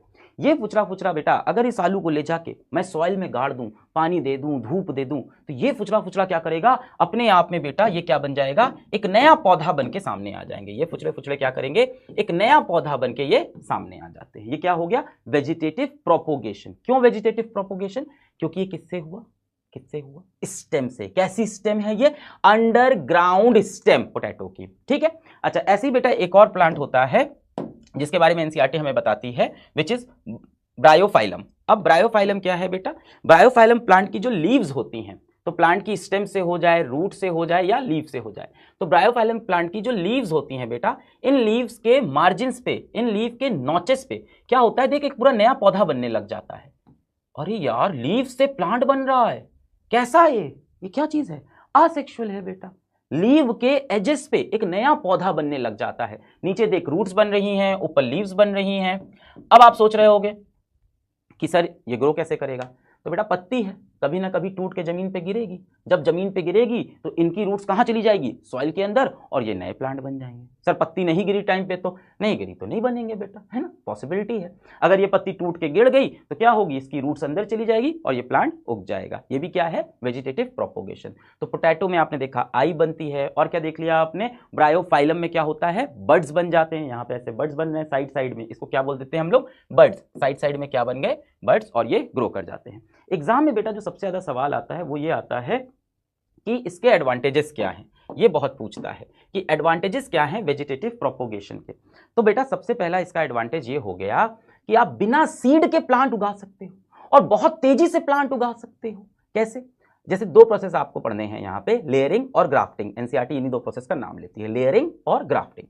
लेयरिंग में हम क्या करते हैं बेटा, मान लो लेयरिंग में हम क्या करते हैं बेटा, मान लो ये एक प्लांट है ना, ये प्लांट की क्या है, टहनी है। इस टहनी को लेके मैंने सॉइल के अंदर डाल दिया। हाँ, प्लांट की टहनी, ये क्या है बेटा, लेयरिंग बता रहा हूं, क्या चीज है, लेयरिंग। लेयरिंग, लेयरिंग में क्या किया मैंने, प्लांट की टहनी को लेके सॉइल के अंदर डाल दिया। अब क्या होगा, इस टहनी में से बेटा रूट्स निकलनी स्टार्ट हो गई और ये टहनी एक नया प्लांट बन के ग्रो कर जाती है। तो कितना आसान है ना, प्लांट की टहनी लिया, उसको सॉइल में दबा दिया, बीच में प्लांट को छोड़ दिया, टहनी के अंदर से क्या हुआ, स्टेम के अंदर से क्या हुआ, रूट्स निकलनी स्टार्ट हो गई, नया प्लांट ग्रो कर गया। अभी सीड से ग्रो करते कितना टाइम लगता, तो बेटा इसका एडवांटेज क्या है, टाइम बचाता है, बहुत ही स्पीड में हो जाता है। दूसरा तरीका देखो बेटा, दूसरा तरीका आप सबने देख रखा है वैसे तो, ग्राफ्टिंग। ग्राफ्टिंग कहीं ना कहीं आपने देखा होगा, क्या करते हैं हम लोग, दो प्लांट लेके उनकी स्टेम्स को, दो प्लांट की स्टेम को हमने यहां से जोड़ा और जोड़ के क्या किया, उसके ऊपर ऐसे ऐसे ऐसे ऐसे कपड़ा बांध दिया। कुछ टाइम बाद देखते हैं कि वो स्टेम्स आपस में जुड़ जाती हैं नेचुरली। अब बेटा इसका फायदा क्या है, अब इसका फायदा ये है कि दो प्लांट के कैरेक्टरिस्टिक मिला दिया हमने, है ना। मान लो एक प्लांट के ऊपर लाल गुलाब निकलता था, एक प्लांट के ऊपर पीला गुलाब निकलता था, हमने क्या किया, दोनों की स्टेम ली, ऐसे जोड़ी और ग्राफ्ट कर दी, यूं ऐसे बांध दी। ग्राफ्टिंग क्या है बेटा, ये प्रोसेस ग्राफ्टिंग, हमने इनको यूं बांध दिया, ग्राफ्टिंग कर दी। तो अब क्या होगा, इस प्लांट पे लाल गुलाब भी निकल आएगा, पीला गुलाब भी निकल आएगा, कैरेक्टरिस्टिक मिक्स हो जाते हैं। तो दूसरा फायदा क्या है कि आप कैरेक्टरिस्टिक मिक्स कर सकते हो वेजिटेटिव प्रोपोगेशन से, जैसे एलॉयज बनाते हैं हम लोग अलग अलग मेटल की प्रॉपर्टी मिला के। तो दूसरा फायदा यह है कि आप मिक्स कैरेक्टरिस्टिक के भी प्लांट्स बना सकते हो। और क्या फायदा है बेटा, अब बेटा कुछ चीजें ऐसी होती है जैसे बनाना, बनाना की सीड देखिए कभी किसी ने, बनाना की सीड खाई है कभी, नहीं सर बनाना में सीड नहीं होती, तो बिना बनाना फिर कैसे उगेगा, क्या रास्ता है उसके पास, है ना। ऑरेंज की सीड होती है बेटा, पर ऑरेंज की सीड से भी जर्मिनेशन होना मुश्किल होता है। तो बनाना हो गया, ऑरेंज हो गया, रोज आपने देख लिया कलम काट के लगाते हैं, जैस्मीन हो गया, ये सारी चीजें बेटा किसकी हेल्प लेती हैं, वेजिटेटिव प्रोपोगेशन की हेल्प लेती हैं। और पढ़ लेते हैं चीजें, यहां पे पढ़ देता हूं पहले मैं, propagation of plants that have lost the capacity to produce seeds. ऐसे प्लांट्स जो सीड्स प्रोड्यूस करने की कैपेसिटी लूज कर चुके हैं, जैसे बनाना हो गया, ऑरेंज मैंने बता दिया कि सीड जो होती हैं वो जर्मिनेट नहीं कर पा रही, रोज हो गया, जैस्मीन हो गया। अब बेटा ये सीड्स इनकी बन नहीं रही, तो इनकी कंटिन्यूटी कैसे होगी, तो वेजिटेटिव प्रोपोगेशन ही तरीका है जैसे इनकी कंटिन्यूटी हो सकती है। दूसरी चीज पढ़ो, किसमें यूज होता है, लेयरिंग में, ग्राफ्टिंग में, to grow plants like sugarcane, roses और ग्रेप्स। तो लेयरिंग और ग्राफ्टिंग का अगर एग्जाम्पल पूछ ले कि कौन कौन से हम प्लांट्स इससे बना सकते हैं, तो क्या क्या हो जाएगा, सुगर केन, गन्ना, ग्रेप्स, अंगूर और रोज हो जाएगा। ठीक, सीड्स वाला पूछ ले कि कौन कौन से प्लांट्स हैं जो सीड्स बनाने में इनकेपेबल हैं, उनको हम वेजिटेटिव प्रोपोगेशन से बनाते हैं, तो क्या क्या, 2 फ्रूट्स और 2 प्लांट्स याद रखो। 2 फ्रूट कौन से, बनाना और ऑरेंज, 2 प्लांट्स कौन से, रोज और जैस्मिन। तो इतना तो भाई चीजें याद करनी पड़ेगी। अब अच्छा, इसका फायदा और क्या है, bear fruits and flowers earlier than those produce from seeds. बेटा जल्दी, अभी सीड से जर्मिनेट करेंगे, स्टेम बनेगी, फिर लीफ बनेगी, फिर फूल बनेगा, फिर क्या बनेगा, फ्रूट। यहाँ बेटा खटाक से आपने गाड़ दिया, जमीन के अंदर निकल आया, इसकी टहनी गाड़ दी, पूरा प्लांट बन गया। तो बेटा क्या होगा, स्पीड में काम हो जाएगा, जल्दी बन जाएगा। फिर क्या है, plants produced are genetically similar to the parent plant and its characteristic. अब बेटा मान लो मुझे किसी पर्टिकुलर तरह का संतरा पसंद आ गया, अब मुझे वही, आपने सुना है नागपुर के संतरे बड़े अच्छे होते हैं, मुझे वही संतरा हर बार चाहिए, मुझे बिल्कुल भी अलग संतरा नहीं चाहिए, मुझे वही संतरा चाहिए, मुझे उसका मतलब उस प्लांट का मुझे सेक्सुअल रिप्रोडक्शन वाला प्रोडक्ट नहीं, मुझे वही संतरा, एकदम वही जीन चाहिए। तो बेटा एकदम वही जीन कैसे मिलेगा, जैसे इस पोटैटो के ऊपर फुचड़े फुचड़े निकलने लग गए, तो इसी का तो प्लांट बना, तो जेनेटिकली सिमिलर बहुत ज्यादा हो जाएगा। तो क्या मिल सकते हैं हमको, एकदम सिमिलर कैरेक्टरिस्टिक, यही बताया है, plants produce are genetically similar, हमको एकदम जेनेटिकली सिमिलर। अब भाई किसी तरह का आपको केला पसंद आ गया, अब यही केला खाना है, मार्केट में बड़ी बिक्री हो रही है इस केले की, तो हम क्या करेंगे, हम वैसा ही केला बनाएंगे, ऐसा थोड़ी सोचेंगे कि हम नए तरह का केला बनाएं। तो बेटा सिमिलर, जेनेटिकली सिमिलर प्लांट्स हम इससे प्रोड्यूस कर सकते हैं। याद रखना 2 एग्जाम्पल इसमें, लेयरिंग और ग्राफ्टिंग के। किसमें, वेजिटेटिव प्रोपोगेशन कहां से होती है, रूट्स से, स्टेम से, लीव से। ठीक है, स्टेम का एग्जाम्पल, अंडरग्राउंड स्टेम का एग्जाम्पल पोटैटो हो गया, लीव का एग्जाम्पल हो गया ब्रायोफाइलम हो गया। एडवांटेजेस जरूर से याद रखना, एडवांटेजेस इसके पूछ लेता है। ठीक है, लेयरिंग ग्राफ्टिंग इसका एक एडवांटेज है, बता सकते हो। और उससे क्या क्या होता है, उससे शुगर केन, रोजेस और ग्रेप्स याद रखनी पड़ेगी। दूसरा क्या, जो सीड्स नहीं बना पाते वो भी वेजिटेटिव प्रोपोगेशन को यूज, सीड नहीं बना पा रहे हैं तो अब इन्हीं में से कोई मेथड यूज करते हैं, बनाना और क्या हो गया, ऑरेंज, 2 प्लांट्स और 2 फ्रूट्स, बनाना ऑरेंज 2 फ्रूट, और प्लांट्स हो गए रोज और जैस्मिन, बाकी जल्दी बन जाएंगे और जेनेटिकली सिमिलर मिल जाएंगे। ठीक है, देखो इसके ऊपर यहाँ पे क्वेश्चन आ रखा है, explain the process of spore formation. बना लोगे स्पोर फॉर्मेशन, क्या होता है बेटा, स्पोरेंजेस के अंदर छोटे छोटे छोटे स्पोर होते हैं, स्पोरेंजेस के अंदर छोटे छोटे छोटे स्पोर होते हैं। ये स्पोर क्या करते हैं बेटा, अपने ऊपर एक प्रोटेक्टिव थिक वॉल लेके चलते हैं जो अनफेवरेबल कंडीशन में नहीं हटती है, और जब फेवरेबल कंडीशन मिलती है तो ये वॉल हट जाती है और ये जर्मिनेट कर जाते हैं। With a label diagram, why does Rhizopus does not multiply on dry slice of bread. अब बताओ, राइजोपस यानी bread mould dry slice of bread पे क्यों नहीं मल्टीप्लाई किया? मैंने बताया था ना, फेवरेबल कंडीशन क्या मिल जाए, मॉइस्चर मिल जाए, न्यूट्रिशन मिल जाए, अपने मतलब का टेम्परेचर। तो ड्राई स्लाइस में बेटा उसको क्या नहीं मिला, मॉइस्चर नहीं मिला। अगर इसको मॉइस्चर नहीं मिलेगा तो यहां पे आगे स्पोर फॉर्मेशन नहीं होगा। List 2 conditions required for its growth. 2 condition बता दो बेटा, एक तो मॉइस्चर चाहिए और एक न्यूट्रिशन चाहिए। बेटा न्यूट्रिशन के बिना कोई भी चीज कैसे बड़ी होगी, कोई भी चीज कैसे ग्रो करेगी, ब्रेड ही नहीं होगा तो कैसे ग्रो करेगा, तो कहीं ना कहीं से उसे न्यूट्रिशन चाहिए होता है और मॉइस्चर। तो 2 जो चीजें चाहिए होंगी वो मैंने बता दी। ठीक है, आप फेवरेबल टेम्परेचर ही बोल सकते हो। यहाँ पे देखो एक चार्ट दिया हुआ है, जल्दी जल्दी रिवाइज कर लेंगे। ऑर्गेनिज्म है, यहाँ पे उसकी सेलुलैरिटी है, यहाँ पे मोड्स ऑफ रिप्रोडक्शन, यहाँ पे अगर कोई डिजीज। स्टार्ट करते हैं, अमीबा की बात करें, लीशमानिया की बात करें, प्लाज्मोडियम, ये तीनों हमने कहाँ देखे थे बेटा, तीनों के तीनों हमने कहाँ देखे थे, फिजन के अंदर देखे थे। अमीबा क्या करता है, binary fission, लीशमानिया binary fission, Plasmodium multiple fission करता है। तीनों के तीनों कैसे हैं, यूनिसेलुलर। तीनों के तीनों क्या हैं, प्रोटोजोआ भी हैं। तीनों के तीनों यूनिसेलुलर, तीनों के तीनों प्रोटोजोआ। ये बाइनरी फिजन, और इसकी बात करें तो मल्टीपल फिजन। बीमारियों की बात करें, लीशमानिया से कौन सी बीमारी, काला अजार, और प्लाज्मोडियम से क्या होता है, मलेरियल पैरासाइट, है ना, तो मलेरिया लिख दिया। फिर बेटा क्या आ गया हमारा, स्पाइरोगायरा। स्पाइरोगायरा याद है, जो काई थी, जो खुद से टूट जा रही थी, फ्रैगमेंटेशन। तो स्पाइरोगेरा क्या है, मल्टीसेलुलर, क्या करता है, फ्रैगमेंटेशन। फिर बेटा क्या आ गया, प्लानेरिया। प्लानेरिया क्या था, जिसको हमने ऐसे वो प्लेटफॉर्म, जिसको हमने बीच से ऐसे ऐसे काट दिया था। तो प्लानेरिया क्या करता है बेटा, रीजनरेशन करता है, और कैसा होता है, मल्टीसेलुलर होता है। फिर क्या आ गया, हाइड्रा। हाइड्रा याद है, वो एक्वेटिक प्लांट, मल्टीसेलुलर भाई, aquatic animal, very sorry, hydra is aquatic animal, animal है तो बेटा मल्टी सेलुलर होगा, एक्वेटिक एनिमल है तो मल्टी सेलुलर होगा। क्या होता है उसमें, रीजनरेशन, रीजनरेशन गुम्मा बन जाता है, बडिंग वाला प्रोसेस। तो हाइड्रा मल्टी सेलुलर, बडिंग और रीजनरेशन भी होता है, याद है मैंने बताया था रीजनरेशन के एग्जाम्पल में। ईस्ट आ गया बेटा, ईस्ट किस में था, बडिंग वाले एग्जाम्पल में, हाइड्रा के साथ था। फिर बेटा क्या आ गया, राइजोपस, राइजोपस क्या है बेटा, ब्रेड मोल्ड है, तो ये क्या करेगा, स्पोर फॉर्मेशन, मल्टी सेलुलर है और स्पोर फॉर्मेशन। तो बेटा ये टेबल आपको अच्छे से याद होनी चाहिए, एक बार इसकी आप प्यारी सी स्क्रीनशॉट ले सकते हैं, मैं स्क्रीन से हट जा रहा हूं। ये टेबल याद है तो यहाँ के आने वाले आपके एक एक नंबर के सवाल तो पक्के हो गए। हाँ, दो दो नंबर का सवाल आएगा तो डायग्राम वगैरह मैंने आपको बता दिए कहाँ कहाँ से आते हैं। वेजिटेटिव प्रोपोगेशन का एडवांटेज बहुत इंपॉर्टेंट है, वहां से सवाल आता है। बाकी स्पोर फॉर्मेशन वगैरह से भी सवाल आ सकता है, तो वो भी आप बनाना सीख लीजिएगा, मैंने आपको बना के दिखा दिया। तो ये सारा पार्ट बेटा हो गया आपका आसेक्सुअल रिप्रोडक्शन का। बोलो क्लियर? यहां तो कुछ स्क्रीनशॉट लेना है, ले लो यार।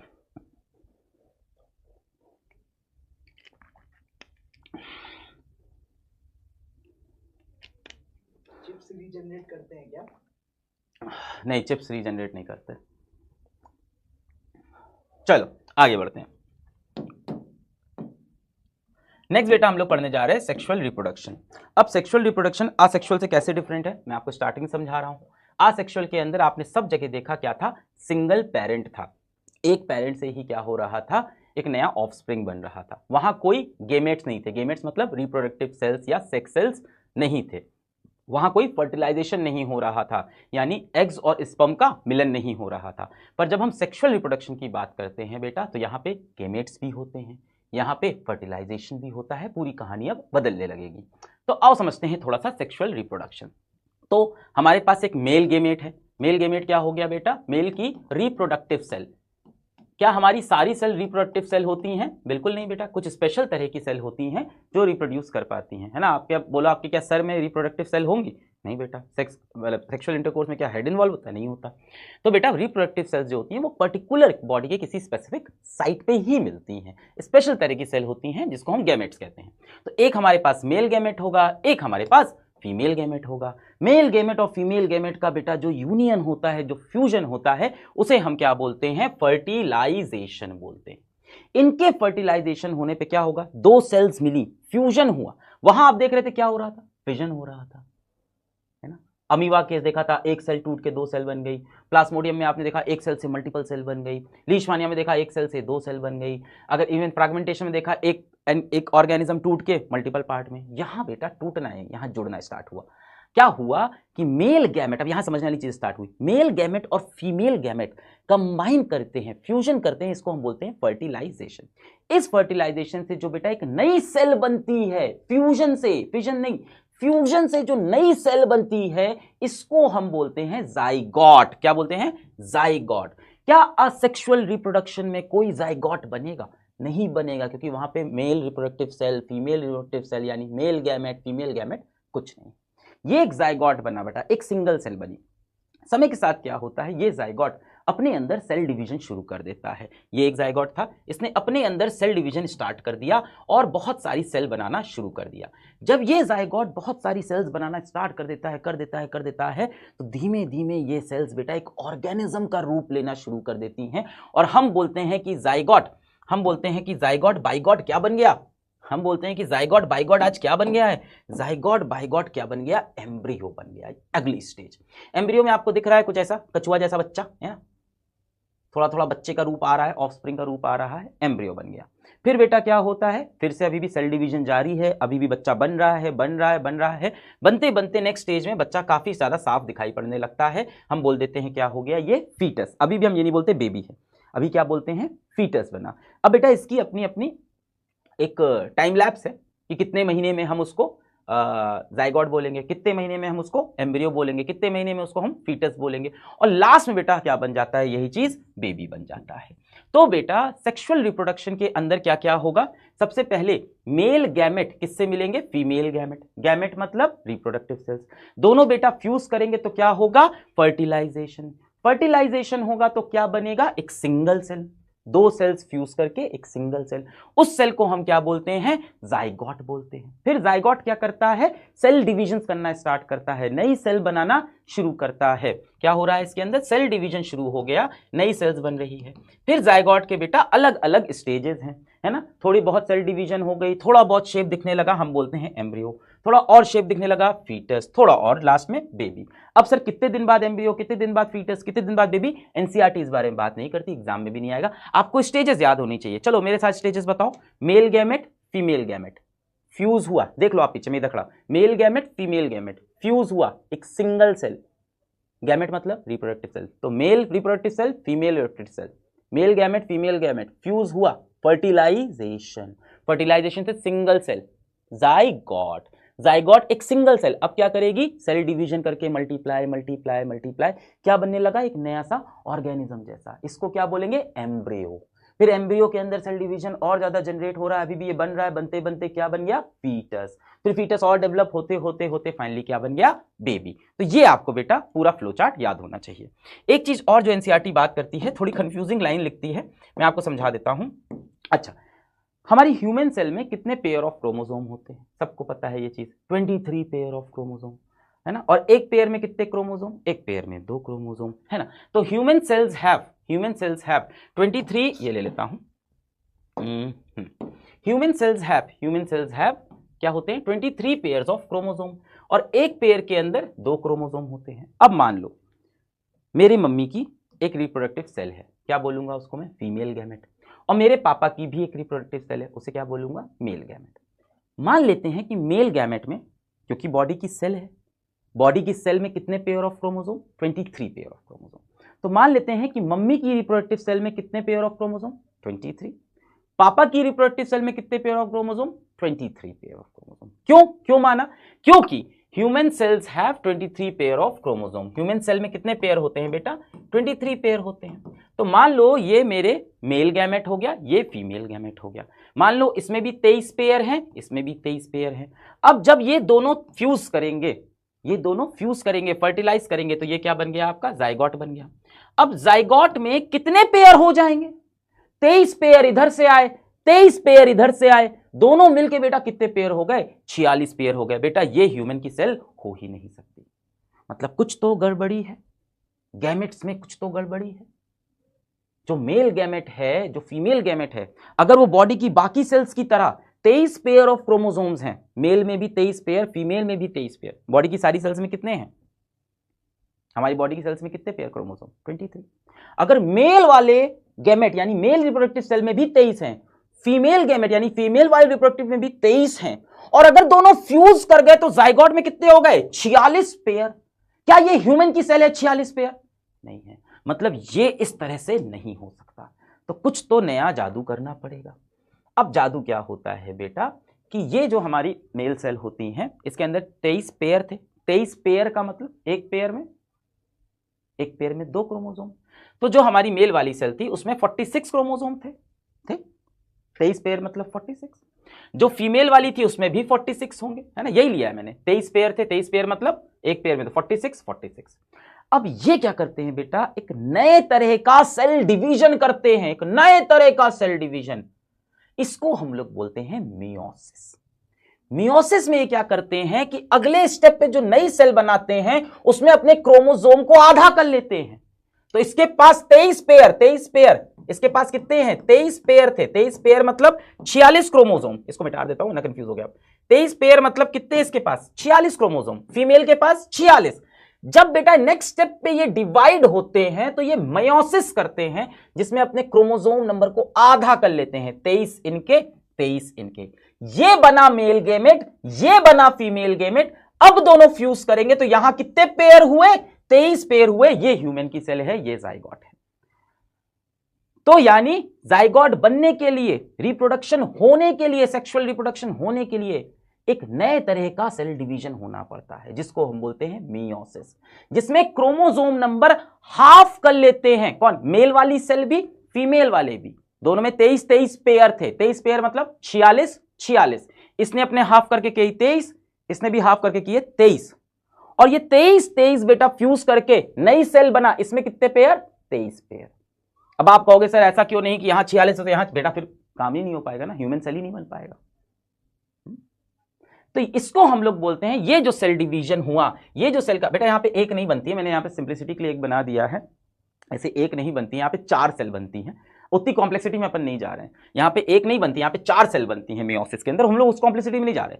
सिंपल बता रहा हूं कि एक नए तरह का सेल डिवीजन हुआ जिसमें एक सेल ने अपना क्रोमोसोम नंबर हाफ कर लिया, मेल की तरफ से भी, फीमेल तरफ से भी इसने अपना क्रोमोसोम नंबर हाफ कर लिया। अब ये मेल गैमेट, ये फीमेल गैमेट फ्यूज किया जाइगोट के अंदर 23 पेयर। मियोसिस को बेटा हम रिडक्शनल डिवीजन भी कहते हैं। रिडक्शनल समझ में आ रहा होगा, क्या हो गया, क्रोमोसोम नंबर रिड्यूस हो गए, तो इसीलिए रिडक्शनल डिवीजन। अगर ये 23 पेयर वाले बेटा फ्यूज कर जाते सीधा, तो आपके जाइगोट में, यानी आपके जो नया बेबी बनने वाला है, जो आपका ऑफस्प्रिंग्स बनने वाला है, उसमें कितने पेयर हो जाते, 46 पेयर, और 46 पेयर ह्यूमन सेल में नहीं हो सकते। इसीलिए ये जो 23 पेयर है, यानी 46 क्रोमोसोम, 23 पेयर मतलब 46 क्रोमोसोम, पहले ये अपने आप को आधा करते हैं, रिडक्शनल डिवीजन मियोसिस करते हैं। अब ये 23 क्रोमोसोम, ये 23 क्रोमोसोम, मेल गैमेट, ये है मेल गैमेट, ये है फीमेल गैमेट, फ्यूज किया तो 23 पेयर बने। ये मेल गैमेट फीमेल गैमेट नहीं हो सकते, मेल गैमेट फीमेल गैमेट में 23 पेयर ऑफ क्रोमोसोम्स नहीं होंगे। क्लियर हुई बात?